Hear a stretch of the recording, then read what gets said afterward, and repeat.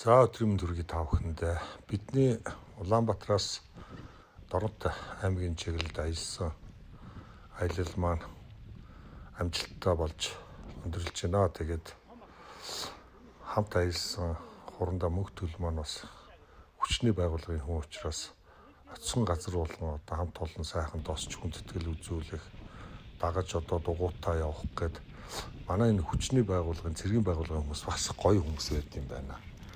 Бие биендээ маш хүндэтгэлтэй ханддаг ийм одоо сайхан аялал болж өндөрлөлөө. Тэгээ мөн Дорнотын цэлгэр тал гэдэг юм сайхан нутгийг Чоулсан гот маань маш гоё ирээдүйтэй их зөв хөгжиж байгаа юм байна да гэж ийм сэтгэл төрлөө маш их аштайхан бат санагдсан. За Дорнотын сайхан цэлгэр тал нутагт очиж аялаж үзэх нь зүйтэй юм байна. Дорнот аймагт бол биений хувьд бол анх удаа очиж байгаа. Маш одоо сайхан сэтгэл төрүүлсэн ийм сайхан аялал боллоо. Та бүхэнд сайн сайхан бүхнийг хүсээрээ баярлалаа.